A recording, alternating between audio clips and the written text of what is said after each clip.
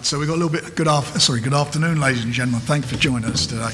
We have a problem at the moment. Is that Daniel's opponent, Larty, went to the British Embassy in Accra, Ghana, to pick up his visa.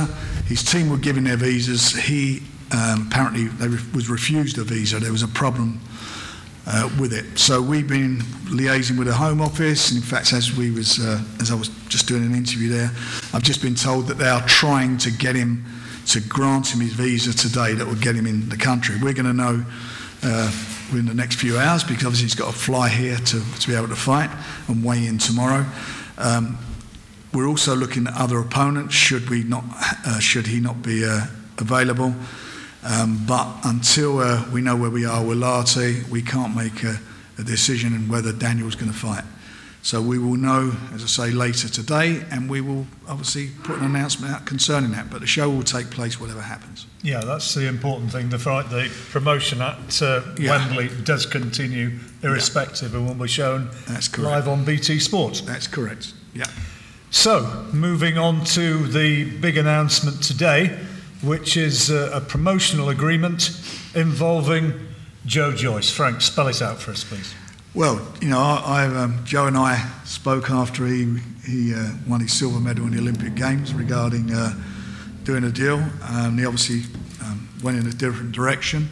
But a good friend of mine who's promoting him, Richard Schaefer, and I had discussions for quite a few months, and myself and also my son George have been speaking with Adam, his advisor, lawyer, and with Sam down the end there, who also manages him, regarding trying to do a deal.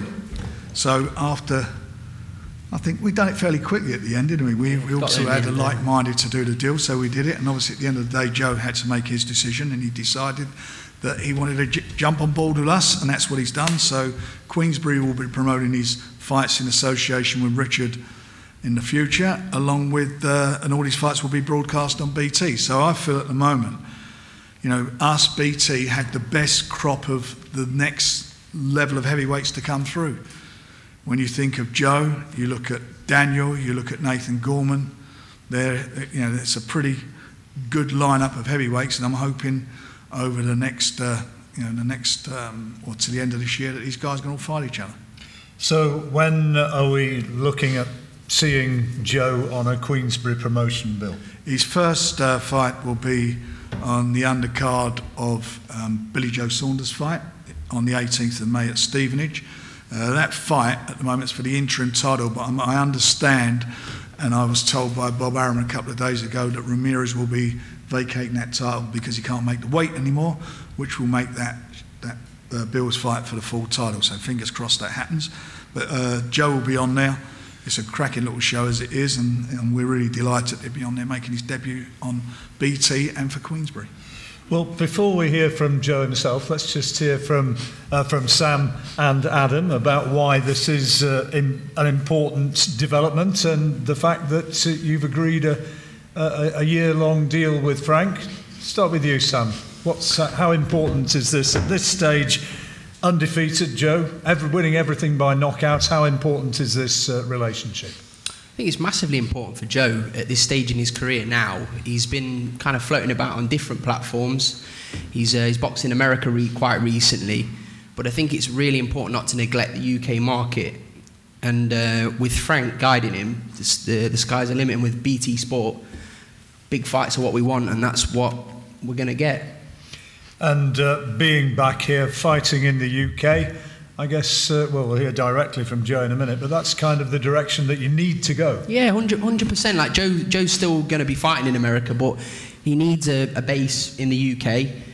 And Joe loves BT Sport. I think we spoke to Frank in LA with Richard Schaefer, and we was happy with, and things kind of slowed down, and then it picked back up, and we finally got it over the line, which is, I say, it's going to be massive for Joe's career. And 33 now, aren't you, Joe? Yep. At the age of 33, you want to be getting on it. You want to be getting on with it. Yeah, I'm excited to start with Frank Roaring, and getting some massive fights. I'm ready. I'm ready to take on anyone. I'm just really excited to get the ball rolling. And May 18th, I'm gonna put on a good show. And I'm in training with Adam Booth now, and training camp's going really well, and I'm improving, picking up new things. So I'll have a chance to demonstrate my skills on May 18th. Adam, also involved with the management of the big man here and on the legal side of it. I noticed, obviously, read all the social media and everything, that Joe was mentioned in the same breath as a certain heavyweight champion who comes from this country. Are you going to be pushing for massive fights in the foreseeable future?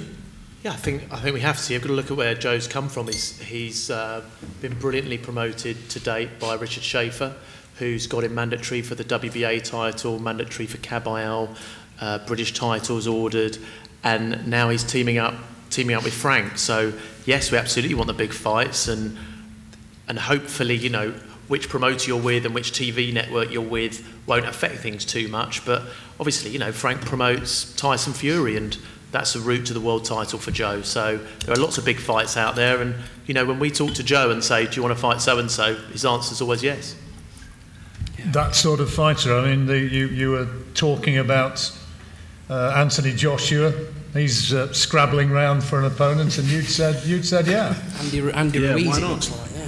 It's it's a brilliant opportunity, and I think I'm ready to take on the top guys. So it's just strategically a few more fights, and I'll be up there anyway. So that opportunity was kind of presented and there, so I'm obviously interested. Realistically, I guess that's not going to happen. So realistically, how far away do you think you are from the mega fights? 3 fights? 3 fights, as close as that? Yeah, three, four fights. Yeah, I'm ready. Now, a lot of the guys here, of course, were expecting to see Daniel Dubois today. The board have said Dubois versus Joyce can happen. What's the score with that, Frank? Well, the score is really simple. We don't know where we are with Daniel at the moment for Saturday. Yeah. So once we know where we are later today, then we can get that fight out of the way, whether he fights on Saturday or not. And then next week we will be sitting down with all our heavyweights, and we'll be having a press conference for all you guys to inform you what the plans are. Where do you see yourself, Joe, in the heavyweight shake-up? I mean, when you look at the guys out there, can you evaluate, in your opinion, who's the strongest? Who do you think is the one that you could really target? We've heard about Tyson Fury, we've talked about AJ, Deontay Wilder out there as well. Can you just give us an idea of what you see as the relative attributes of the main heavyweights? Okay, so we'll start with Fury, and Fury is, very elusive. He's got great head movement. His footwork's good, and he's, good at like keeping it at range and really getting his shots off from different angles, and with them flicker jabs and stuff like that, and has ability to outbox someone if you let him get going. Wilder, on the other end of the stick, is he's got decent boxing ability. He's he comes in quite light, so he's quite fast, and he has an amazing one punch output where it can really really knock you spark out. Yeah. And I think with Joshua, he's a bit more balanced. He has has a good guard, and he's quite robust, and he has quite quick hands, and he's powerful. He's very physical specimen. If you were to be fighting one of them 3 fights down the road, which is what you've talked about, who would you fancy the most as being the guy you could beat? I would go with all 3, but I mean, either of them. I mean, they can queue up like one after the other, or something like that. We'll see. But I mean, whichever opportunity presents itself first, then I'll go with that one.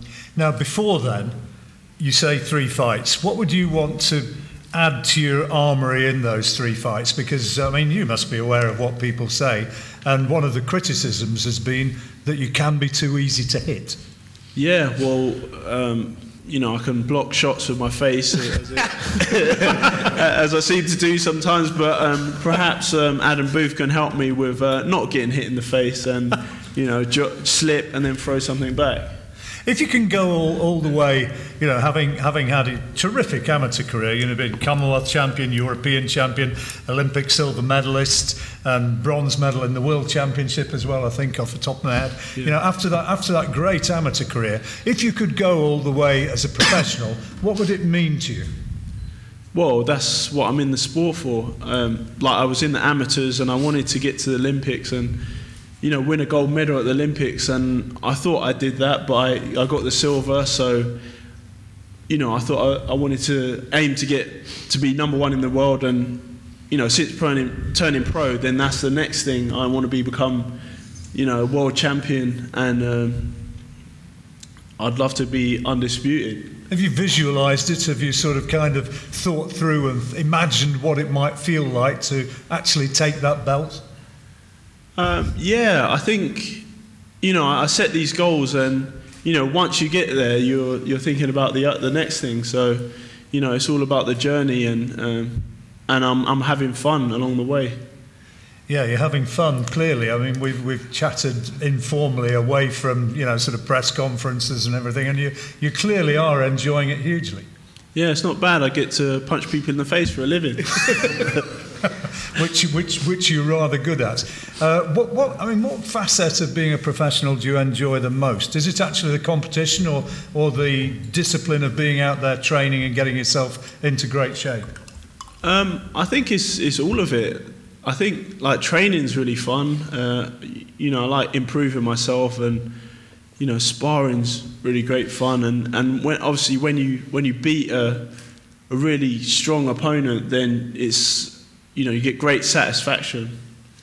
Stivern, I guess, the biggest name on your record so far, who was a world title challenger. How do you evaluate your progressions to date? Yeah, I haven't been doing too badly. I, you know, started off with a bang with Ian Lewison. Ian Lewison in a 10-round fight. Yeah. Thanks. And then, you know, with for the Commonwealth against Lenroy Thomas. Thank you, Sam. I need a better defence. And then, yeah, so that's the Commonwealth title, and then winning the Continental against Joe Hanks, and then getting the WBA gold title, which is a new belt for the WBA, against Bemern Stavern, you know, which is a great big fight. Yeah, great name. Yeah, when Sam told me I'd be fighting him and he's agreed to fight me, I was over the moon. Yeah. So yeah, I'm just, you know, I'm 8 fights in, 8 knockouts, and ready to go. You know, I'm ready for my 9th fight. I remember after that Stavern fight, there wasn't Luis Ortiz calling you out, and there was talk of that at some point. Luis Ortiz. Yeah, that's definitely an option. Yeah, 100%. So you wouldn't mind the possibility of going down that route? Yeah, he seems interested in the fight. If you can't beat a 50-year-old man at Joe's stage in his career, he's Deontay Wilder nearly didn't. Yeah, well, styles make fights. Luis Ortiz didn't win that fight because he was too old. Yeah, he ran out of gas and couldn't keep on going around to the right, and you know, stopped his leg movement, and then that's when that big right hand came down the middle. So, tell us about what it's going to be like getting in front of British fans again and fighting at Stevenage.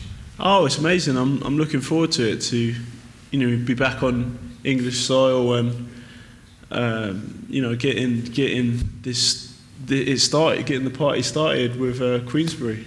Absolutely, Frank. Exciting times. It is very exciting times in the heavyweight division. I'm old enough, and a couple of the journos here, yourselves, are old enough to look back at the British heavyweight division, like, and sort of, you know, shake your head and think, you know, was that old famous quote? Was it Dorothy Parker made?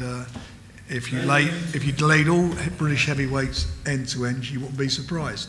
Now they're the best, aren't they? Absolutely. I mean, we got the best. Yeah, we're just generating this for some reason, like buses, they're coming along, and it's phenomenal. It's phenomenal. This is as good as it gets as far as the heavyweight division is concerned. And and the three guys we keep talking about, I'm convinced one of them, or if not two of them, will definitely wind up winning versions of the world title. Yeah, I mean, if they all fight each other, Nathan, Daniel, Look, Joe, even if someone loses, it's not the end of the world. I put together, what was it, a few years ago, not heavyweights, but put together, if you remember, James DeGale and George Groves, very early in their careers. And both went on to win world titles. If you get beat, it's not the end of the world. It's how you come back. And you only got to look at Derek Chisora. I mean, he lost, was it 5 out of 6 for me, and he progressed from each loss. I mean, if he'd have won it, it could have been. He was better off losing than winning them. He got the British title, lost, went on to fight the European title, lost, then went and fought for the world title, lost, then he fought David Hay. And lost Dylan White as well. Dylan White as well. He suffered an early loss against Joshua. So he's gone on to be a pay-per-view star. A loss in any fighter, it's not the end of the world. It's that sometimes from getting a loss, you can pick up more experience. But the heavyweight divisions in this country are very sexy at the top echelons. And I look at it at the moment, you've got obviously Wilder's an American, he's based in America. Anthony Joshua's next fight in the States. I don't know whether he's going to fight again this year. Maybe his next fight will be in the States, who knows. Tyson, I know his next 2 fights are definitely in the States. So this is a good time for prime time for the fans to see the next generation of heavyweights. How confident are you, Frank, that from this next generation that you're talking about, that one of them, if not more, are actually going to go all the way? I'm very confident. I think they've got the tools, they've got the experience. In Joe's case, he's got a wealth of amateur experience. When you look at what he's done, I mean, you just read out his record at the start of the press conference. You don't get any. Well, it does get better than that if you win a gold medal, but other than that, it's a great resume, isn't it? It's a fantastic. Gold medal, and he's done everything. Everything he's had to do as a pro. He's done up to now. Daniel Dubois, our boy, all again. I think he's a tremendous talent. He's from experience point of view. He had 7 senior fights, but he's gone from strength to strength. And Nathan Gorman's done the same thing. They're talented heavyweights. So it's a sexy division. There are fights to be made there. And as I say, it's not the end of the world for the loser. You only got to look at, as I mentioned, mentioned Derek Chisora, but more so look at what happened with, as I say, with DeGale and with George Groves. They went on to win world titles. Getting beat is not the end of the world. And you've sparred both the lads that Frank's talking about back in your amateur days, being in amateur training preparation with the pair of them, so you know them well. Oh yes, in Team GB, they had a wealth of heavyweights up there for sparring, so yeah, we did quite a few rounds. Confident as a result of that? Oh yeah, it's great practice and experience for when you fight some of these other countries. It's important to have good sparring, and we had great sparring up there.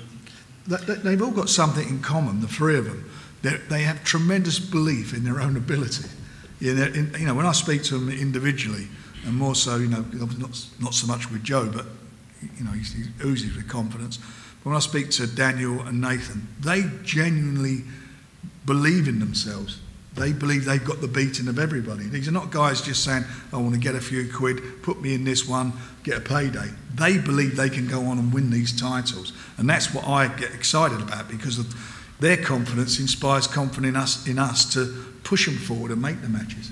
Before we ask for some questions from the floor, Frank, I mean, how, just put into words, because you're involved with these guys, been around for a year or two now, how excited are you to be actually shaping, if you like, to a degree, the heavyweight division in Britain at the moment, and potentially putting on these wonderful fights? I'm very excited. I'm excited for me because I'm a boxing fan as well as a promoter. I love the sport. I'm competitive in my way as much as the boxers are, so we want to put on the best. I'm excited because we're building have built a platform on BT that I think has overtaken the domestic market.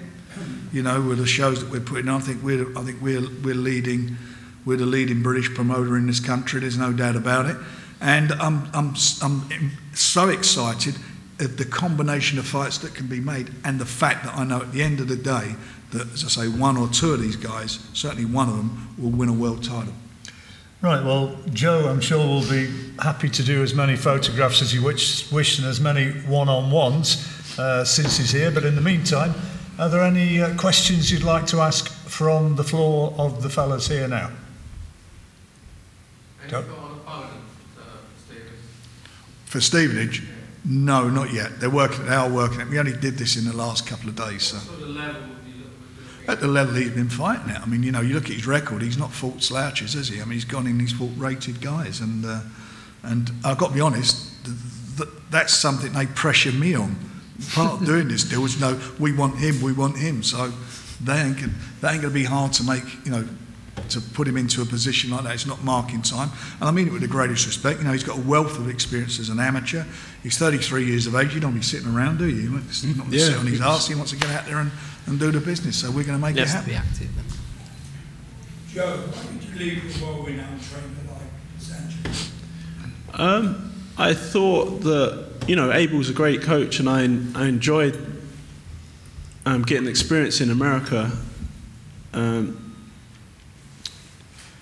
But I felt like I was kind of, you know, I was kind of a bit split, and I didn't have a base, so I was like based up there for the training camps, and then, you know, had to get a car and stuff like that, and then I'd, you know, come back and then don't really have anywhere to live, and then I'll have to get a place, get a car, and I don't know, and I thought, yeah, and I thought, you know, Adam Booth was like my first choice. Like after, you know, splitting with Salas, Booth was, you know, on the radar then. He was like first choice. So Sam tried to, you know, get in contact with him, but he didn't have enough time at the time.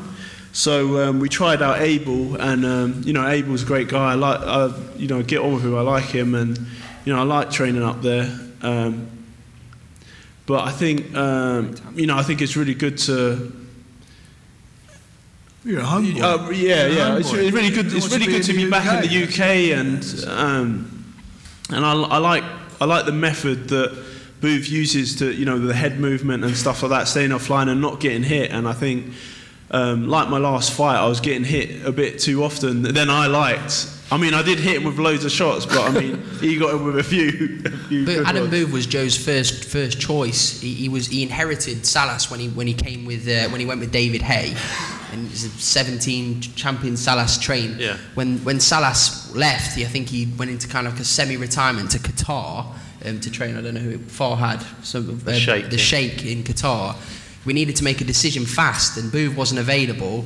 So Abel Sanchez is a Hall of Famer coach, so we went out there, and you're going to get great experience training with Golovkin. But Booth was Joe's first choice, and Adam knows that himself. Adam Booth knows that himself, which is the reason why he took Joe with open arms when he had time for him. So that was the reason why.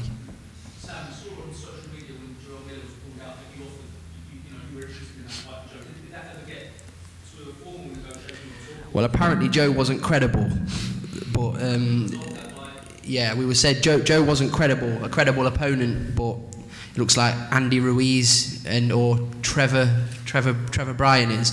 But look, Joe never asked about money for that fight. He just said, if that fight's there, he's available. He told me that. I didn't say, Joe, do you want to fight Anthony Joshua? He goes, I'll fight him. It's a huge opportunity. If you're not in boxing to win 3 world titles and fight for loads of money at Madison Square Garden, what on earth are you in boxing for? All these heavyweights are turning down the fight, and all Joe said was, he never said he deserved it. He just said, I'm available. I'm available to fight. I'm ready to go. That's all he said. Given you're now based back in London, you've got a new promoter as well. In a positive way, does it feel like you're starting your career again? Yeah, I guess it's a new chapter. It's a new start, fresh start, and I'm ready to get it going. I think from a timing perspective as well, as Frank was just outlining, there is a real opportunity now with Anthony Joshua fighting in the US, Tyson Fury fighting in the US, for Joe to become the possibility of becoming kind of leading heavyweight that regularly boxes in the UK. Yeah. And that's a timing thing, and it's fallen nicely. Any more? anymore. A lot's made of Joe's that he's slow, that he's 33, he's this, he's that. But when he wins a world title in slow motion, what's everyone going to say? Yeah, don't worry about it. I keep saying I'm old and slow. Right. So, any closing words, Frank? Yes, as I say, we'll come back to you later today. Hopefully, we'll be in a position with Daniel is fighting, but we'll obviously let you know today. And there will be a big press conference next week to announce our future shows, and we'll be talking more about our show on the 13th of July at the O2, which is going to be a heavy-duty night. All these guys on. Great to see Joe here, and great to see him part of our future promotions coming up, and it'll be great to see him as well on BT Sport. So I guess it's a little bit of a welcome, and looking forward to seeing him. Yeah, so it's good night for him. And it's good night from us. For me. Thank you very much for coming. Cheers.